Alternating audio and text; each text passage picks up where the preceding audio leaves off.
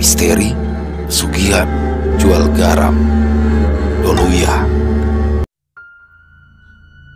Bukan sekedar kisah tentang pesugihan atau pemujaan. Ini adalah sebuah kisah tentang sebuah pengalaman yang tidak patut untuk dipraktekkan karena dampaknya sangat mengerikan. Sesuatu yang akan membawa petaka, sesuatu yang bisa berubah menjadi sangat kejam dan mematikan. "Jo, mendekat sini, Jo. Aku punya tantangan buat kamu," ucap Parno sembari tersenyum. "Tantangan apa sih, Mas No?" jawab Dirjo sembari menggeser duduknya lebih mendekat kepada Parno. "Ada cewek cantik, namanya Puji Lestari. Sudah kaya, baik, cantik, berpendidikan." Tapi di sini Parno tidak melanjutkan ucapannya. "Tapi apa, Mas No?" tanya Dirjo penasaran. "Tapi dia itu anaknya pemilik pondok pesantren tempatku mengajar." Parno tertawa ngakak seolah puas mengerjai Dirjo. "Alah, cuma anak pemilik pondok. Lah, anaknya Jenderal Dekok, juragan sapi sak kecamatan. Aku ndak takut sama sekali, Mas No," sahut Dirjo. Oke, yowes, besok kamu datang ke pondok. Kalau ditanya, cari aku, ada hal penting. Pasti bersilakan menunggu, lalu kamu pasti akan disuguhi minuman. Dan hanya hari Selasa Kliwon, Kiai pergi keluar kota, sowan ke gurunya. Nah, biasanya yang membuatkan minuman itu Mbak Puji sendiri. Karena memang Kiai menerapkan peraturan seperti itu, kecuali orang tua atau saudara dari santri. Nanti akan dibuatkan oleh anak atau saudara yang mondok di situ. Piye, paham? Pungkas Parno. "Oke, siap. Paham, Mas No," Dirjo menjawab dengan anggukan kecil. Keesokan harinya, Dirjo benar-benar datang seperti yang direncanakan. Sore hari, Dirjo sudah sampai di depan gerbang pesantren. Dirjo pun lalu diarahkan ke sebelah bangunan ponpes, sebuah rumah minimalis memanjang dengan ruang tamu lumayan lebar. Ruang tersebut sering digunakan sebagai pertemuan antara kiai dan para pengasuh pondok pesantren. Terkadang juga digunakan sebagai penerima tamu dari luar, bukan yang menjenguk anak-anak atau saudaranya. Untuk yang menjenguk anak-anak atau saudara yang mondok di situ, ada tempat khusus. Sebuah tempat terbuka berbentuk joglo atau pendopo di halaman paling depan. "Wah, asuk wejo," sambut Parno sembari menjabat tangan Dirjo. "Lanang," sahut Dirjo. Sebentar kemudian, keluarlah wanita berjilbab dengan membawakan nampan yang berisikan gelas dan kue basah. "Monggo, Mas," ucapnya sambil menyuguhkan minuman dan makanan yang dibawanya. Dirjo hanya senyum-senyum sambil mengangguk, matanya melongo takjub melihat wanita secantik itu di hadapannya. "Terima kasih," jawab Parno menambahkan. Perempuan cantik itu pun hanya tersenyum tipis lalu berjalan masuk kembali ke dalam, meninggalkan Dirjo dan Parno. "Piye, masuk ora? Bagaimana, masuk gak?" "Masuk," jawab Dirjo penuh semangat. Karena masih penasaran, Dirjo untuk kedua kalinya bertamu di hari yang sama, Selasa Kliwon. Dan sampai berlanjut ke Selasa Kliwon ketiga kalinya, Dirjo mulai menaruh harapan sampai suatu hari Dirjo nekat menyatakan rasa cintanya kepada Puji Lestari. Dan tidak disangka-sangka, Dirjo diterima. Memang beruntung sekali si Dirjo. Sampai suatu hari di mana mereka sedang bertemu di samping kuburan desa setempat, tidak disangka ternyata ayah dari Puji Lestari sudah menunggu kesempatan mereka berdua mengobrol. "Jangan mimpi mendapatkan anakku. Jangan lagi kau berani dekati bahkan untuk menemuinya lagi. Ingat, jangan sampai kau berani melakukan ini lagi." Kemarahan Pak Kiai masih ditahan. Mungkin karena di tempat umum, Pak Kiai masih menjaga sopan santun juga belas kasihan. "Pamit mau ke tempat saudari, malah kamu mengatur rencana bermesraan di sini. Apa yang kalian rencanakan? Aku sudah tahu semuanya," tegas Pak Kiai sembari melihat ke arah Parno yang tertunduk di samping Pak Kiai. Puji Lestari lalu dibawa pulang dengan paksa. Beberapa santri dan pengurus pondok pesantren menyaksikan itu semua. Muka masam tidak berdaya terpancar malu dari wajah Dirjo. Ia pun lalu pulang dengan perasaan yang hancur, patah hati. Memang tidak banyak yang tahu kejadiannya, tapi lambat laun kabar pastilah tersebar. Suatu hari, dengan segala cara, Dirjo menemui kekasihnya, tapi apalah daya, Dirjo hanyalah anak orang miskin. Usahanya pun gagal sia-sia belaka. Di dalam keputusasaannya, Dirjo mulai menjadi gila, mencari cara agar bisa menaklukkan kemiskinannya. Di rumah Pak Marbu, dukun sakti desa Balingan, Dirjo mengutarakan niatnya untuk mencari pesugihan yang paling cepat. Pak Marbu, saya itu ingin mencari pesugihan yang paling jitu dan paling cepat.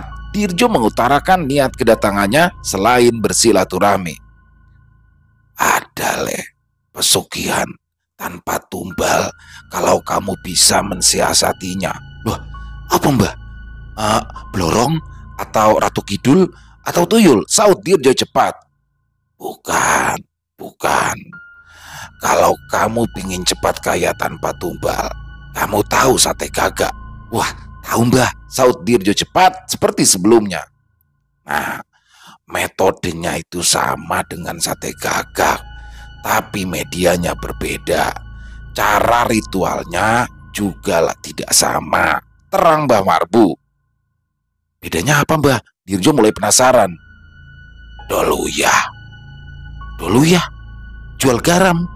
Serius bah, ucap Dirjo tidak percaya, dikiranya Mbah Marbu kala itu sedang bercanda. Serius, jual garam di kuburan. Mbah Marbu mengulangi ucapannya berharap Dirjo memahaminya. Caranya bagaimana mbah? Dirjo berpindah tempat duduk, lebih mendekat ke arah Mbah Marbu.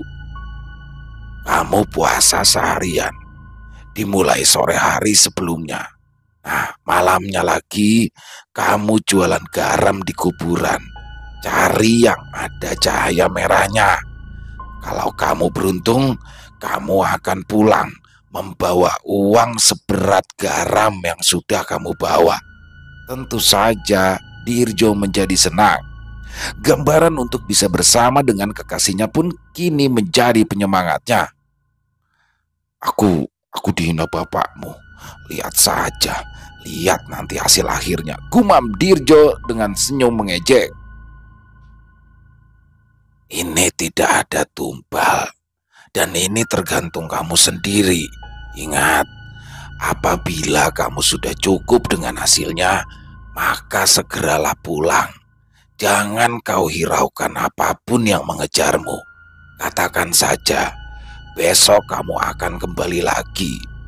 Kalau sudah sampai rumah, segeralah kamu ambil garam sisa penjualanmu, lalu masukkan di kantong dan ikat dengan benang merah, kemudian kubur dimanapun kamu suka. Ingat, jangan sampai kepagian kamu mengubur sisa garam penjualanmu itu, pesan Mbah Marbu panjang lebar. Siap mbah, akan saya laksanakan, ucap Dirjo dengan wajah berseri, terbayang akan uang, kekasih, dan juga keluarga bahagia. Terima kasih mbah, saya izin pamit. Besok langsung saya puasa, tolong doa dan pangestunya, ucap Dirjo kemudian bersalaman dan pergi. Sampai tiba waktunya, Dirjo menyiapkan sepeda ontel dan keranjang kanan kiri masih dengan karung besar, semuanya berisikan garam kasar. Malam di mana semua orang terlelap, Dirjo dengan pendirian dan tekad yang telah bulat bersiap berangkat berkeliling. Ada banyak kuburan di sekitaran desanya. Ia mulai dari kuburan desa Tanjung, kuburan Bangsri, kuburan Doyong, dan kuburan Kewangi, tetapi tidak ada tanda cahaya merah. Dirjo terus mendorong sepeda ontelnya sampai dari kejauhan ia melihat sebuah cahaya merah menyala. Kuburan Dongklo, batin Dirjo berteriak kegirangan. Suara sepeda ontel terdengar saking beratnya melewati kuburan Dongklo. Uyah grosok. Garam grosok. Suara detak jantung Dirjo tak karuan menggedor dadanya. Ragu-ragu, Dirjo berhenti tepat di depan gerbang kuburan. Dirjo kembali berteriak, "Uyah, Uyah!" Wangi bunga Kamboja tiba-tiba tercium, membuat merinding bulu romanya. Aduh, mulai datang ini kayaknya, batin Dirjo. "Uyah, Uyah!" teriak Dirjo lagi. "Lek, beli." Suara teriakan anak perempuan. Dirjo langsung jumbul saking kagetnya, wajahnya langsung berubah bias. Dari dalam gerbang, tiba-tiba kuburan menjadi terang seperti terang lampu 300 watt. Terlihat nisan-nisan yang berjejer cungkup-cungkup berdiri bak gazebo tempat wisata. "Irole uyahe?" tanya gadis remaja yang tiba-tiba sudah ada di depan Dirjo. "1.000, sak genggam," jawab Dirjo ragu-ragu, suaranya gemetar. "Loh, kok mahal sekali, Lek?" jawab gadis itu. "Loh, murah toh, iki kan gak banyak yang jualan garam begini," tegas Dirjo mulai berani lalu mengambil plastik kiloan. "Mau berapa genggam?" Dirjo mulai bertanya, bersiap melayani pembeli. "Nih, Lek, 3 genggam saja," jawab pembeli. Satu pembeli sudah ia layani. Uang 300.000 terdiri dari banyak pecahan 5 ribuan dan pecahan receh lainnya. Senang sekali hati Dirjo kala itu. "Uyah, Uyah, Uyah Grosso, Uyah!" teriak Dirjo kembali menawarkan barang dagangannya. Terlihat 2 orang berjalan dari dalam kuburan. Wujudnya seperti manusia biasa, lelaki setengah tua membawa segenggam uang di tangannya. "Beli 1 mangkok, tidak usah pakai genggam." Pembeli mengulurkan uang yang masih digenggam erat di tangannya. Dirjo menerima uang itu kemudian memasukkannya ke dalam karung yang telah ia siapkan. "Siap, Pak, ini 1 panci," ucap Dirjo senang sambil mengulurkan garamnya. Setelah itu keduanya pergi kembali masuk ke dalam kuburan. Tuh, mukanya galak banget, gak ada senyum sama sekali, empesengut koyok gawok singok. Dirjo tertawa sendirian sambil merapikan dagangannya yang masih di atas sepeda ontelnya. Rasa takutnya kini telah menguar entah kemana. "Mas, beli garamnya." Suara wanita membuat Dirjo kaget. Refleks ia mengangkat pandangannya yang tadi lalu melihatnya ke dalam karung. Ternyata tempat menyimpan uang. Astaga, pekik Dirjo kaget setelah ia melihat ada banyak wanita sudah mengerubuti dagangannya. "Uyahe sak bungkus, aku ya." Cewek berbaju putih. "Aku juga 1 bungkus," sahut sebelahnya. Sampai ada 8 wanita. Semuanya berrambut lurus menjuntai menutupi sebagian mukanya. "Alah, peduli setan, memang jualanku di kuburan," batin Dirjo. Sampai garam hampir habis. 2 keranjang kanan dan kiri sudah ludes. Di karung juga sudah habis. Tinggal di karung depan yang ditaruh di galangan. Dedemit yang datang pun sudah mulai tidak karuan. Genderuwo, pocong, kuntilanak, jin, dan yang paling menakutkan di saat garam mulai habis di karung tinggal sedikit. Dirjo segera meninggalkan tempat itu. 1 karung penuh uang yang ia bawa pulang kala itu. Dengan kekuatan penuh ia mengayuh sepedanya. Detak jantungnya berdetak kencang, bukan karena takut, tetapi ia senang dengan hasil jualan uyahnya. "Kang, beli." Suara bayangan putih melayang di samping Dirjo yang sedang mengayuh sepeda. Dirjo sedikit menoleh. "Wes entek, habis," teriak Dirjo sembari terus mempercepat kayuan sepedanya. "Aduh, cepat sampai," batin Dirjo gusar. "Garamnya masih?" tanya sosok pocong yang berdiri di samping pohon. "Habis," sahut Dirjo. Ia terus mengayuh sepedanya hingga akhirnya sampailah ia di depan rumahnya. "Alhamdulillah," ucap Dirjo berucap syukur. Bergegas ia membawa masuk uang yang ada di dalam karung. Saking girangnya, Dirjo sampai lupa pesan dari Mbah Marbu. Dirjo meninggalkan begitu saja di luar rumah sepeda dan juga sisa garamnya. Ia benar-benar lupa akan pesan dari Mbah Marbu. Ia lalu menumpahkan uang itu di atas tempat tidurnya lalu terlentang bangga dengan hasil usahanya. "Tidak sia-sia. Terima kasih Tuhan, terima kasih." Ia membayangkan hari-hari yang belum terjadi, kemudian terlelap di atas tumpahan uang dengan berbagai nominal. "Leh, bangun, sudah siang." Suara bapaknya membangunkan Dirjo. Matanya terbuka sejenak. Ia pun langsung teringat. Waduh, sepeda, pekiknya. Gergah bangun langsung lari keluar, tapi tak ia temukan sepeda. Celingukan ia mencari sepedanya di samping rumah dan di mana-mana, namun tak jua ia temukan sepedanya. Dirjo mulai resah. Di sore harinya, ia pergi ke rumah Mbah Marbu untuk menjelaskan semuanya. "Kamu sudah tidak mengindahkan pesanku. Kamu orang yang tidak patuh," ucap Mbah Marbu beku. "Bah, terima kasih. Saya akan tanggung resikonya." "Tenang saja, Mbah," tegas Dirjo dengan kesombongannya.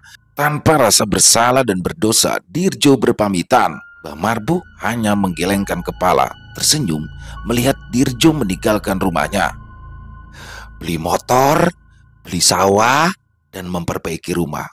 Kalau kurang, tinggal jual garam lagi, ucap Dirjo dalam hati. Tok tok tok, tok tok tok. Suara pintu diketuk agak keras, membuat penghuni rumah terganggu. Matanya terbuka, tidak langsung bangkit. Ia terlebih dahulu diam sebentar. Siapa malam-malam gedor-gedor pintu? Penghuni rumah menggerutu sembari berjalan keluar kamar. Tepat di depan pintu ia bertanya, "Siapa?" Tidak ada jawaban. Kembali ketukan pintu terdengar. Kali ini jelas pintu digedor. Tok tok tok, tok tok tok. Bukan lagi ketukan, melainkan sebuah gedoran seperti benda besar atau berisi. Bukan lagi memakai jari. "Siapa?" tanya penghuni rumah untuk kedua kalinya. Tetap tidak ada jawaban. Penghuni rumah mulai takut. Aduh, jangan-jangan orang yang berniat jahat, perampok atau maling. Batinnya mengira-ngira. "Sopo?" teriaknya sambil nekat ia membuka pintu. Suara pintu dibuka pelan. Dulu ya. Terbukanya pintu disambut pertanyaan. Melihat siapa yang berdiri di depan pintunya, penghuni rumah seketika tercekat membeku. Tubuhnya gemetar, matanya melotot. Melihat sosok pocong berdiri di depan mukanya, berhadapan langsung. Sosok pocong bergerak-gerak pelan, tersenyum memperlihatkan barisan giginya yang hitam, bibir yang mulai membelah, dan bau busuk yang menyengat. Pemilik rumah terkencing di celana, tidak sempat untuk berlari. Pocong itu tiba-tiba berkata untuk kedua kalinya. Dulu ya, tidak mengerti apa yang diucapkan oleh pocong tersebut. Bingung, tidak mampu berbuat apa-apa. "Bapak ngapain di situ?" panggil suara seorang perempuan dari ruangan tengah. Suara langkah kaki sedang berjalan mendekati laki-laki yang dipanggil bapaknya yang sedang berdiri di depan pintu. Mendekat karena dipanggil beberapa kali tidak menjawab. Pintu belum sepenuhnya terbuka. Sang anak membuka pintu lebar-lebar dan jeritan keras menggema berbarengan dengan jeritan terdengar sayup. Dulu ya. Menyaksikan sosok pocong di depannya ditambah sebuah pertanyaan, jeritan menjadi semakin keras. Suara tubuh jatuh ke tanah, pingsan, tubuhnya tergeletak. Dulu ya. Suara makin menjauh, sosok pocong itu pergi meninggalkan rumah tersebut. Pagi harinya gempar. Kabar menyebar seketika. Pak Salim dan anaknya Nunu adalah orang yang semalam didatangi sosok pocong. Banyak warga yang tidak percaya dengan apa yang diceritakan Pak Salim. Mukanya itu loh, benar-benar menyeramkan. Bibirnya pecah-pecah, giginya hitam. Dia itu menyeringai begitu sambil berkata, "Dulu ya, atau jual garam?" Ya aku ndak bisa jawab. Lidahku itu udah mengeras, mulutku terkunci, kakiku gemetar, mataku ndak mampu berkedip. Walah, menakutkan Din, cerita Pak Salim kepada teman sebangku di warung Bu Par. Sore telah usai. Menjelang azan maghrib dikumandangkan, Par dan beberapa warga sudah bersiap untuk menuju musola terdekat guna menunaikan ibadah sholat maghrib. Walau azan dan puji-pujian tak seindah aslinya, suara parau, serak, dan sedikit ngelokor dan bindeng-bindeng tidak jelas. Mereka bergegas masuk ke dalam musola. Maghrib pun usai. Sebagian wanita pulang lebih dulu menuju ke rumah masing-masing, sedangkan bapak-bapak jamaah masih bertahan di sana mengobrol di serambi. rokokan sambil membicarakan janda-janda tua, sedangkan sang imam mengajar anak-anak membaca Al-Quran. Di samping jalan ada satu rumah milik Pak Samsuri. Di depan rumah ada pohon jambu kelutuk lumayan besar dan rimbun. Buahnya masih ranum-ranum saat salah satu bapak-bapak di musola menoleh ke arah seberang jalan. Tiba-tiba, astagfirullah, astagfirullahaladzim, Jabang Bayi, itu ada kuntilanak, teriak Pak Mardi ketakutan. Mas Kun dan Dudung yang menghadap berlawanan belum melihat sampai Pak Mardi berkata untuk kedua kalinya, itu masih duduk kuntilanaknya, sambil mengacungkan tangannya ke arah pohon jambu. Ngaco kamu, Di, kuntilanak opo masih sore gini, ucap Dudung masih belum sadar. Keduanya menoleh berbarengan, langsung kicep, diam 1000 bahasa. Dulu ya, kuntilanak duduk di dahan bercabang, tangan kanan mengulurkan sesuatu mengarah kepada 3 orang di musola. Itu tangannya pegang apa itu? Ujar Pak Mardi gemetar. Kuntilanak itu tersenyum kepada ketiga orang tersebut. Tiba-tiba tangannya terlepas. Rosak. Tangan kuntilanak itu terjatuh mengenai pagar tanaman di bawahnya. Sontak saja ketiganya berlari masuk ke dalam musola. Gedabukan suara berlarian dari ketiga orang tersebut. Dulu ya, sopo sing dulu ya, pekikan suara sama kencangnya dengan suara anak-anak mengaji. Ketiganya tidak berani berkata apa-apa karena ada anak-anak yang sedang mengaji. Di sisi lain, Dirjo masih asik bermain monopoli, tenang, ketawa ketiwi bersama teman-temannya. Malam berlalu begitu saja hingga menghipnotis semua warga.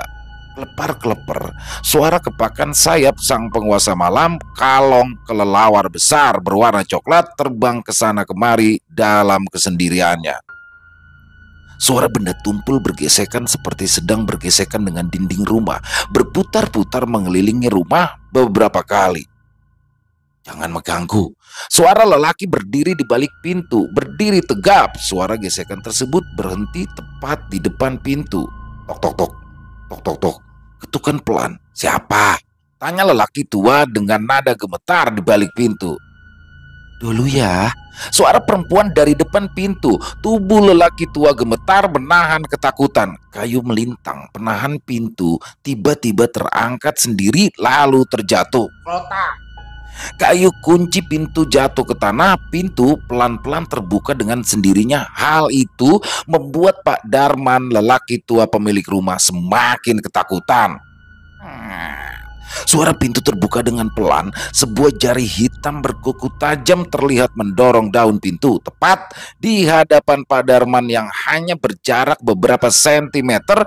Sebuah lengan hitam dan seraut wajah hitam dengan mata merah, juga bentuk janggut yang agak memanjang ke bawah, rambut tebal putih terurai. Wajah kirinya ditempelkan di daun pintu yang masih menutup sambil tersenyum getir menakutkan. Dulu ya. Suaranya parau. Tubuh Pak Darman mulai lemas, pandangan matanya mulai pudar dan akhirnya berubah gelap. Pak Darman ditemukan oleh tetangganya yang hendak mengembala kerbau saat melintas di depan rumah Pak Darman keesokan harinya. Pintu terbuka dan terlihat dari luar Pak Darman tergeletak, kemudian dihampiri oleh pengembala kerbau lalu dibangunkan. Geger kedua kalinya. Pagi-pagi buta, kabar telah beredar dari penggembala kerbau sampai ke ujung desa. Di malam selanjutnya, Dirjo yang sedang duduk-duduk berbincang dengan teman-temannya di pos ronda. 2 kejadian berturut-turut, semuanya menyeramkan. Andai aku ngompol pasti, ucap Pak Salam. Iya ya, mungkin di desa kita ini ada yang sedang nyupang pesugihan. Dulu ya itu apa ya? Memang di desa kita ada yang namanya dulu ya. Mahfud menyahut. Dirjo hanya diam saja, celingak-celinguk. Loh, kenapa kamu, Jo? Tanya Madirun. Gak biasanya nih kamu kayak gini. Biasanya nyerocos saja kayak burung kutilang. Jangan-jangan malam ini giliran kamu didatangi mereka. Celetuk Jarwanto. Gak, aja kalian. Dah, aku pulang dulu, jawab Dirjo langsung berpamitan kepada teman-temannya. Jarak tempuh pulangnya hanya 5 menit dari pos ronda berjalan kaki. Di depan rumah Pak Yatno, pandangannya seperti menangkap sesuatu sosok yang sedang berdiri bersenderan di tiang teras rumah. Sosok hitam dan merah-merah seperti cahaya lampu redup. "Duh, apa itu?" batin Dirjo sambil menghentikan langkahnya, mulai berpikir menerawang. Dirjo yang sudah biasa dengan makhluk-makhluk penguasa malam, tanpa rasa takut ia menoleh melihatnya. "Garamnya masih." "Besok lagi," bentak Dirjo dengan nada tinggi, kemudian pergi. Sampai di dalam rumah, Dirjo lalu masuk ke kamar tidur setelah mematikan televisi. Ia merebahkan tubuhnya di atas kasur uang. Uangnya ditata di bawah kasur, berangan-angan melamunkan impiannya. Bangun rumah, lamar Puji Lestari, punya anak, dan punya usaha rental PS. Wah, mantap, batinnya girang. Belum juga matanya terpejam, sayup-sayup ia mendengar orang yang sedang mengobrol. Awalnya hanya dua suara saling tanya jawab, disaut lagi satu, dua, sampai seperti di pasar sayur. Riuh rendah ramai membuat Dirjo merasa penasaran. Dirjo beranjak turun dari tempat tidurnya, lalu merapat ke dinding papan kayu, mendengarkan dengan seksama, ingin memastikan dari mana suara-suara itu berasal. "Kapan sih jualannya? Iya, lama nunggunya, jenuh. Dulu ya, dulu ya." Kurang lebihnya seperti itu. Suara-suara itu terus terdengar. Dirjo mengintip lewat lubang di papan, tapi ia tidak melihat apapun di luar. Ia kembali mundur, lalu rebahan. Badan Dirjo sudah telentang, tapi saat matanya melihat ke atas, nongkrong di uwungan kuda-kuda rumah berbentuk segitiga, duduk dengan kaki diangklung-angklungkan, dua sosok wanita berwajah hitam sedang asik mengobrol tanpa menghiraukan keberadaan Dirjo. Terdengar suara lain di luar kamar. Dirjo mulai cemas. Ia bergegas keluar kamar dan betapa kagetnya Dirjo kala mendapati rumahnya sudah penuh dengan dedemit berbagai warna dan ukuran, dari yang berwujud manusia sampai ada yang setengah binatang. Ada yang duduk di bawah meja, ada yang bersenderan di tiang rumah, dan ada yang tiduran di kursi panjang, ada yang duduk di atas sepeda motor, sampai ada yang mondar-mandir. Syok melihat fenomena yang tidak biasa, Dirjo mulai merasakan ketakutannya. Kakinya mulai kesemutan, dingin, dan tiba-tiba gemetar hebat. Tubuhnya sudah mulai menebal, bebal, kebal, mirip dibius. Aku harus keluar dari rumah ini, pikir Dirjo mulai dicekam ketakutan. Di sisi lain, tidak hanya Dirjo yang merasakan gangguan. Malam itu, seluruh rumah yang ada di kampung itu didatangi oleh demit-demit kuburan dan sekitarnya. Dari rumah yang paling ujung gang 2, ada 17 rumah warga. Mbah Mustari malam itu istrinya dijatuhkan dari tempat tidur, lalu digelundung-gelundungkan di tanah oleh sosok wanita berwajah hitam legam dengan pertanyaan yang masih sama. "Dulu ya?" Mbak Mustari tidak kuasa menolong istrinya karena Mbak Mustari sudah ketakutan melihat sosok berwajah hitam legam. Makhluk itu hilang dengan sendirinya setelah dijawab pertanyaannya oleh Mbak Mustari. Rumah Pak Santuri diganggu malam itu. Tiba-tiba saja ada suara ledakan di depan rumah. Pak Santuri keluar memastikan apa yang meledak di halaman rumahnya. Dan begitu Pak Santuri keluar, "Dulu ya," suara besar dari sosok besar yang sedang berjongkok menghadap ke Pak Santuri. Pak Santuri hanya menggeleng sembari menahan takutnya. Pak Santuri baru terbebas dari takutnya di saat ada orang ronda lewat menyenteri rumahnya karena pintunya terbuka. 1 minggu sudah warga desa dicekam rasa ketakutan, diteror makhluk tak kasat mata. Para dedemit mencari si penjual garam. Dirjo mulai kalut, perasaan mulai ditawan ketakutan. Setelah hampir sepekan ia merasakan gangguan-gangguan yang melelahkan, nyalinya mulai menciut. Kebahagiaan yang ia rasakan sebelumnya kini berubah menjadi rasa ngeri dan juga penyesalan.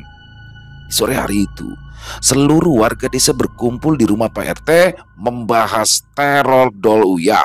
Sebagian warga memang hidup sendiri, janda dan anak. Ada yang ditinggal merantau keluar kota oleh suaminya.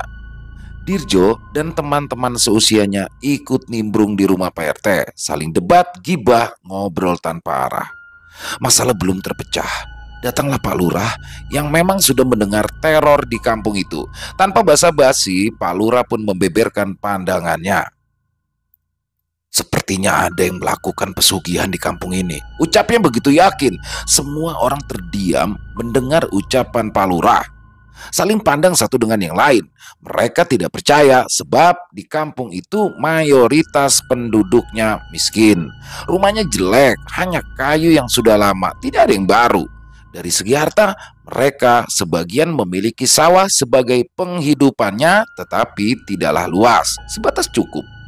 Tidak ada yang menonjol dengan adanya mereka membeli motor baru atau apapun yang baru. Warga saling bertanya di dalam hati, siapakah gerangan yang telah nekat melakukan pesugihan? Maaf Pak Lurah, kayaknya tidak ada yang ngeprek ketek. Badali menyeletuk, tiba-tiba Dirjo berdiri. Maaf Pak Lurah dan semuanya. Sebelumnya saya mengaku salah. Saya tidak menyangka akan seperti ini dampaknya. Saya sudah menuruti ajaran dari Mbah Marbu, jualan garam krosok atau dol uya di kuburan. Dar! Suara Dirjo yang gemetaran karena takut dikeroyok warga terdengar bagai petir di telinga warga.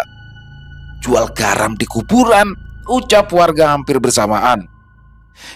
Iya, saya jualan garam di kuburan Bang Sri, ucap Dirjo sambil menunduk. Sama sekali Dirjo tak berani mengangkat dagu. Walah, oh etole, sahut Banardi tetangga sebelah rumah Dirjo. Warga mulai geram, mulai mengungkapkan kekesalannya. Mereka ngeruang gak jelas, tapi karena sungkan dengan Pak Lurah, mereka menahan diri. Ya, Pak Lurah memang terkenal bijak dan murah hati, makanya beliau disegani warga. Namun, tak urung warga bersungut-sungut menahan kekesalan.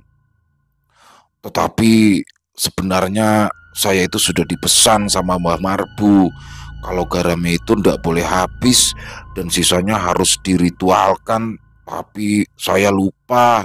Sepeda dan sisa garam saya tinggal di depan rumah dan hilang. Dirjo menjelaskan apa yang terjadi, mengakui kesalahan yang dilakukannya. Duitnya itu jangan kamu pakai kalau kamu masih kepingin hidup, celetuk Pak RT. Apa? Pekik Dirjo refleks membuat semua orang kaget termasuk Pak Lurah. Cuangkemo, Pak Lurah mengumpat pada Dirjo saking kagetnya. Saya mau buat melamar Puji Lestari, anaknya Kiai, di tempat Parno mengajar. Waduh, jangan begitu Jo, kasihan bapakmu, ucap Pak Lurah dengan nada lembut mencoba menasehati. Sudahlah, ayo kita akhiri. Kalau jodoh kamu pasti mendapatkannya. Sekarang aku minta kamu kembalikan uangnya ke kuburan tempat kamu jualan. Dan saya juga ndak mau tahu, malam ini tidak ada lagi teror di kampung ini. Semua sudah kena teror dulu ya, ucap Pak Lurah lagi tegas. Pulang dengan perasaan kecewa, Dirjo sampai di depan rumah berbarengan dengan suara azan maghrib. Seketika ia teringat sesuatu. Jancok, sepedaku kan tak taruh kandang sapi bekas almarhum Mbah Bakri. Dirjo langsung lari dengan kecepatan luar biasa. Ia berlari bagai dikejar hantu. Sesampainya di sana, matanya terbelalak. Alhamdulillah. Puji Lestari, puji. Dirjo kegirangan kalau melihat sepeda beserta garamnya masih utuh. Ya, garam masih satu plastik besar. Uya, dulu ya.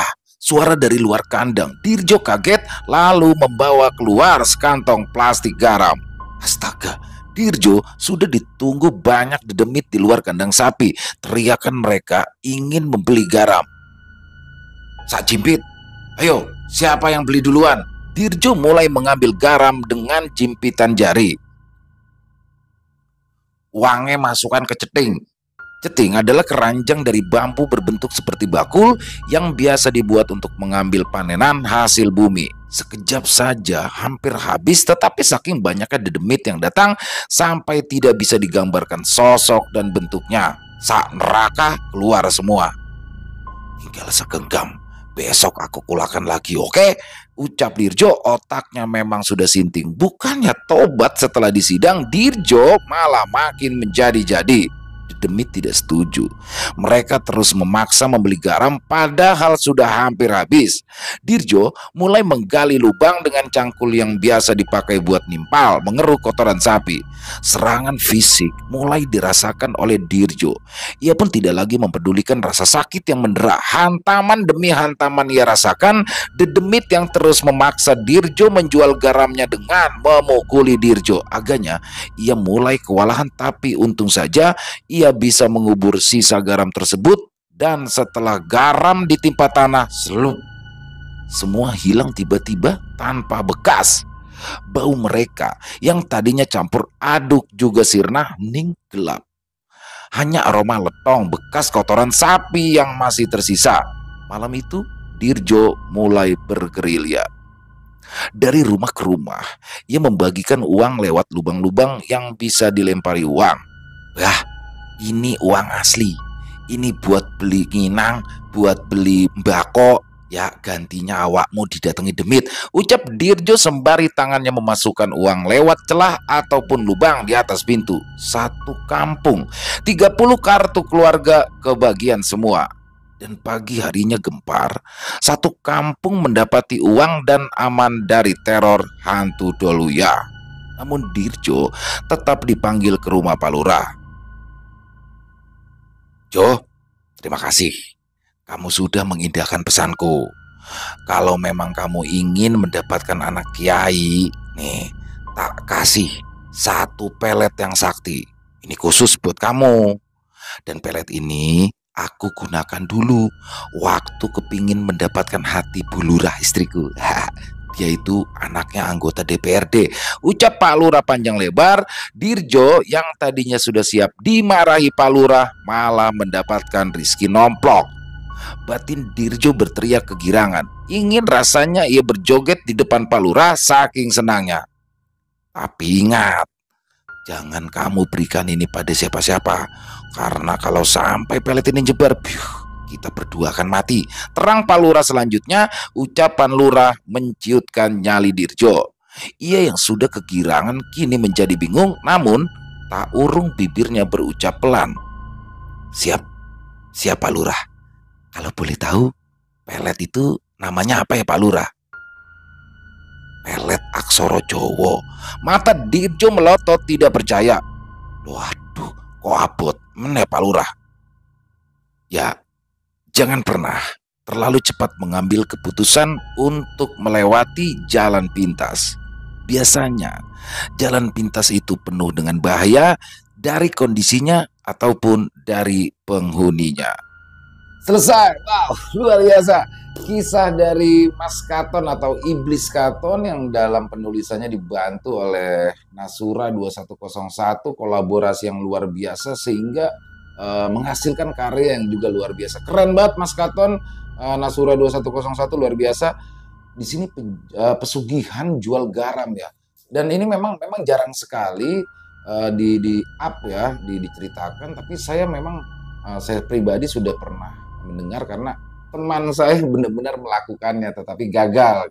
Kalau teman saya itu gagal karena memang takut dia, jadi nggak berani ketika sosok itu muncul. Dan di sini Dirjo luar biasa sekali, dia berani dengan keberaniannya, dengan kebulatan tekadnya, karena didasari rasa sakit hati karena ditolak oleh kiai ya, dalam rangka ingin memacari anak dari kiai. Itulah yang mendorong tekadnya hingga akhirnya dia berani menjual garam pesugihan di kuburan. Memang ritualnya seperti itu, menjual garamnya di area pekuburan ya. Tapi memang di sini ada perbedaan. Ada beberapa di tempat lain yang menggunakan metodenya tuh garamnya dibungkus daun jati. Tapi memang berbeda tempat pasti berbeda cara. Dan sampai pada akhirnya Dirjo pun mengalami teror. Bahkan yang lebih mengerikan dari pesugihan garam ini adalah teror yang datang itu tidak hanya datang kepada Dirjo saja, tapi terhadap seluruh warga desa yang ada di kampung itu. Wah, ini dia nih. Dan sedikit ya, Dol Uyah. Jadi memang Dol Uyah itu adalah jual garam. Jadi begini ya, setelah Dirjo itu lupa akan ritual terakhir yang sudah dipesankan oleh Mbah Marbu, hal inilah yang menjadi pemicu para penghuni kuburan, para dedemit penghuni kuburan itu datang karena seolah-olah mereka masih mencium bau uyah atau garam ya. Jadi uyah itu dalam bahasa Jawa, bahasa Indonesia garam. Masih bisa mencium bau garam yang ada dan mereka ketagihan nih, Dan ini luar biasanya si Dirjo sampai dia sempat jual lagi walaupun udah ngaku. Dan luar biasa banyak sekali hikmah yang bisa kita ambil dari kisah ini, dan yang pasti jangan pernah lakukan hal ini karena ini jadi kisah ini hanya sebagai contoh ya bahwa jangan pernah tergiur sama uangnya, tapi efek yang ditimbulkannya belum lagi dosanya nantinya ya, jelas itu sudah menyekutukan Allah ya. Dan intinya don't try this at home. Jadi jangan sampai terpikir untuk mencobanya. Walaupun sesulit apapun hidup, tetap usaha beriringan dengan doa, dengan keyakinan. Itu aja sih kunci daripada semuanya ya. Jadi sekedar kan gini ya, seperti jual garam. Dol Uyah, pesugihan jual garam ini, itu kan effortnya gede banget ya. Dia harus mempersiapkan garam, yang mana garamnya juga dia harus beli, mempersiapkan nyali, dagang di kuburan, taruhannya nyawa. Jadi ya mendingan usaha yang lain dengan keyakinan seperti itu. Sebenarnya kan itu hanya sugesti yang diberikan oleh Mbah Marbu kepada Dirjo bahwa hal ini akan membawa kekayaan. Pindahin aja sugestinya itu ke usaha yang lain gitu. Jadi sugesti hanya permainan pikiran sebenarnya kalau menurut saya.